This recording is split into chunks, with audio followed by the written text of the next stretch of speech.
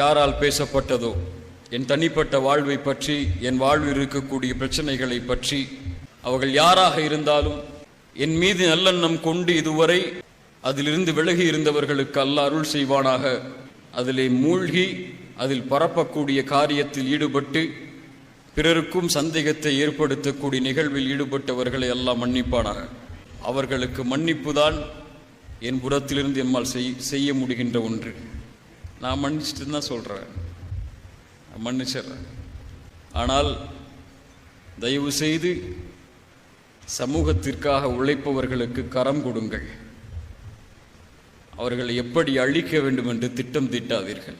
இந்த சமூகம் சீர்தூக்கி பார்க்க வேண்டிய மிக முக்கியமான அம்சத்தில் ஒன்று, நாம் சோதிக்கப்படுவதற்குரிய முக்கியமான காரணத்தில் ஒன்று, மீண்டு வர வேண்டிய அம்சத்தில் மிக முக்கியமான அம்சத்தில் ஒன்று, பாவங்களின் எல்லையில் எல்லை அது.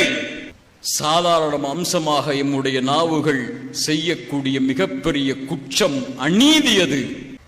கவனத்தோடு கேளுங்கள், இறைவன் எம்மை இதிலிருந்து சீர்படுத்துவானாக.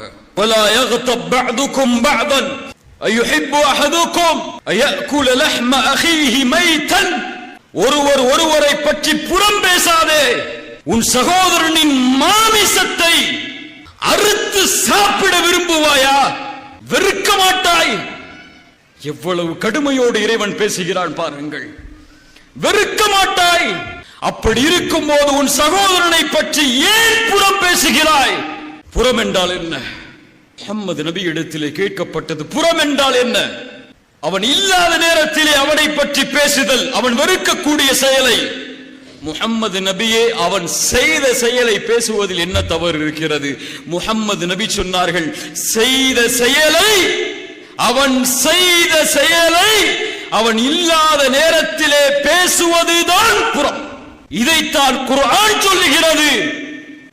இறைவன் சொல்லுகிறான், உன் சகோதரனின் மாமிசத்தை சாப்பிடுவதற்கு சமம். இந்த உலகத்திலே ஒரு பெரிய அழைப்பை சொன்னார்கள் இறை தூதர். ஒரு பெரிய அழைப்பை சொன்னார்கள். யா மஅஷர மன் ஆமன பிலிசானி. யாரை அழைக்கிறது தெரியுமா இந்த அழைப்பு? நாவால் ஈமான் கொண்டு, நாவால் இறைவனை ஏற்றுக்கொண்டு உள்ளத்தில் ஈமான் இறங்காதவர்களே, இறை நம்பிக்கை கொண்ட ஒருவரை பற்றி புறம் பேசாதீர்கள். அவர்களுடைய குறைகளை தேடி திரியாதீர்கள். யார் ஒரு சகோதரனின் குறையை தேடி திரிவானோ இறைவன் அவனுடைய குறையை தேடி திரிவான். அவன் குடும்பத்தார்கள் மத்தியிலேயே இருக்கும் நிலையில் அதை வெளியே கொண்டு வருவான். இறை நம்பிக்கை கொண்டவர்களை அழைத்து சொல்லவில்லை. இப்படி செய்பவர்கள் நிஃபாக்கை உடையவர்கள், முனாஃபிக்குகள், பாவிகள். அப்படி ஈமான் உள்ளத்திலே இறங்காமல் நாவில் மொழியக்கூடியவர்களே, பிறரை பற்றி புறம் பேசாதீர்கள். பிறருடைய குறைகளை துருவி திரியாதீர்கள். உங்களுடைய நாவால் பிறருடைய மானம் கீழே விழுவதற்கு அனுமதித்து விடாதீர்கள். ஒன்றை சொல்லவா? கஅபா புனிதமானதா இல்லையா? புனிதமானதா இல்லையா? கஅபாவை ஒருவர் சேதப்படுத்துவதை எப்படி பார்ப்போம்? எப்படி பார்ப்போம்? எப்படி பார்ப்போம்? உயிரை இழந்தாவது அதை பாதுகாப்போம். ரசூலுல்லாஹ் முஹம்மது நபி ஒரு முறை தவாஃப் செய்யும் போது கஅபாவை பார்த்து சொன்னார்கள், நீ சுத்தமானவள், உன் நறுமணம் எவ்வளவு உயர்வானது, உன் கண்ணியம் எவ்வளவு உயரமானது. இந்த முஹம்மதின் உயிர் யாரின் கரத்தின் மீது இருக்கிறதோ அவன் மீது சத்தியமிட்டு சொல்கிறேன், உன் கண்ணியத்தை விட இறை நம்பிக்கை கொண்ட ஒரு முஃமினுடைய கண்ணியம் மேலானது. அறிஞர்கள் சொல்லுவார்கள், கஅபாவை ஒரு மனிதன் சேதப்படுத்துவதை விட மோசமான பாவம் ஒரு முஃமினுடைய கண்ணியத்தை பாழாக்குவது. கொஞ்சம் இணையதளங்களை திறந்து பாருங்கள். இந்த சமூகத்தின் அவல நிலைகளை எங்கு பார்த்தாலும், யாரை பார்த்தாலும் தன்னை சீர்படுத்தாதவர்கள் பிறரை சீர்படுத்த வேண்டும் என்பதற்காக பிறருடைய மானங்களை எல்லா வடிவிலும் வீணாக்கக்கூடியவர்கள். இந்த சமூகம் ஒரு கட்டுக்கோப்பான சமூகம், ஒரு நிகழ்வு உங்களுக்கு தெரியும். ஐஷா ரலியல்லாஹு அன்ஹா அவர்கள் மீது இட்டுக்கட்டப்பட்டது. கேவலமான பழிச்சொல்லை கொண்டு ஒரு நபித்தோழரையும் எம்முடைய தாயையும் பற்றி தவறாக மதீனா வீதிகள் எல்லாம் பேச ஆரம்பித்தார்கள். பார்ப்பவர்கள், பார்க்காதவர்கள், கேட்பவர்கள், கேட்காதவர்கள் என எல்லோரும் பேசினார்கள். பேசி தீர்த்து முடித்தாயிற்று. வசனம் இறங்குகிறது. சொல்லுகிறான் இறைவன், நீங்கள் அப்படிப்பட்ட செய்தியை கேள்விப்பட்ட போது, நல்லா கேளுங்க, இறை நம்பிக்கை கொண்ட ஆண்களும் பெண்களும் சொல்லி இருக்க வேண்டாமா, நினைத்திருக்க வேண்டாமா, தங்களுக்கு தாங்களே நலவை, தங்களுக்கு தாங்களே நலவை, தங்களுக்கு தாங்களே நலவை நினைத்திருக்க வேண்டாமா என்று ஒரு நபியின் மனைவியை பற்றி பேசும்போது ஏன் இறைவன் சொல்ல வேண்டும்? அவர்களுக்கு தானே நலவை நினைத்திருக்க வேண்டும் என்று சொல்ல வேண்டும். தங்களுக்கு தாங்களே நலவை அமைத்துக் கொள்ள வேண்டாமா என்று இறைவன் சொல்லுவதுடைய அடிப்படை, இந்த சமூகத்தின் ஒருவருடைய மானத்தை இழப்பது, கீழே கொண்டு வருவது ஒட்டுமொத்த சமூகத்தையும் களங்கப்படுத்துவதற்கு சமம். ஒருவருடைய மானத்தை அழிப்பது சமூகத்தின் மானத்தை அழிப்பதற்கு சமம். எதிரிகள் வெளியிலெல்லாம் இல்லை. எம்மை அழிப்பதற்கு எதிரிகள் தேவையில்லை. நாமே நம்முடைய கரங்களே போதும்.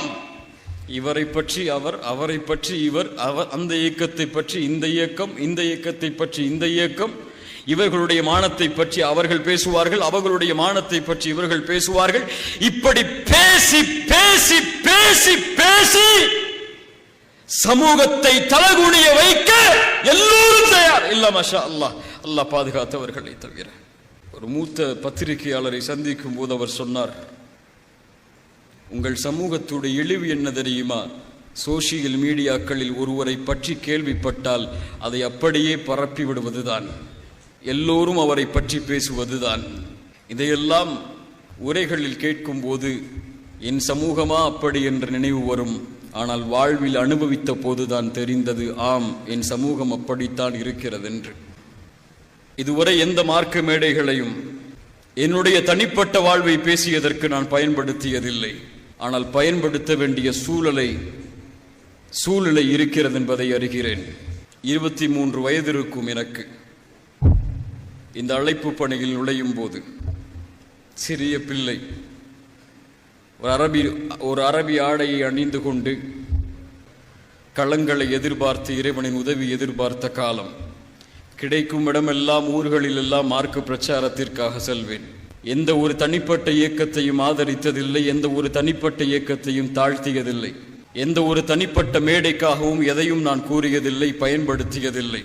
இப்படியே சென்று கொண்டிருந்த அழைப்பு பணியில் 2 ஆண்டுகள் என் வாழ்வில் ஏற்பட்ட சில மாற்றங்கள், சில தாமதம். அந்த 2 ஆண்டுகளில் என்னை குறித்து பேசப்பட்ட நிகழ்வுகளை பார்த்தால் போதும் என் சமூகத்துடைய நிலைமை எம்மால் உணர முடிகிறது. எதிலும் விமர்சனம், எதற்காகவும் விமர்சனம். அவர் என்ன மொபைல் வைத்திருக்கிறார், என்ன ஆடை அணிகிறார், எந்த ஆடை எப்படி அணிகிறார், வியாபாரத்தில் என்ன செய்கிறார், தனிப்பட்ட வாழ்வில் என்ன செய்கிறார், 2 வருடம் ஏன் அவர் இல்லை, அவருடைய குடும்ப வாழ்வில் என்ன பிரச்சனை, அவருடைய சொந்த வாழ்வில் என்ன பிரச்சனை, என்ன செய்தார், என்ன செய்து கொண்டிருக்கிறார். ஒவ்வொருவரும் எழுதக்கூடிய எழுத்துக்களை பார்க்கும்போது கொஞ்சம் கவலை வருகிறது. இந்த சமூகத்திற்காகவா நான் உழைத்தேன் என்று. இல்ல மாஷா அல்லாஹ், அல்லாஹ் பாதுகாத்தவர்களை தவிர. கண்ணியத்துக்குரியவர்களே, நான் சம்பந்தப்பட்டிருக்கிறேன் என்பதற்காக இதை சொல்லவில்லை. இது போன்று எத்தனையோ மனிதர்கள் பாதிக்கப்படுகிறார்கள். நம்மால், நம்முடைய நாவுகளால்.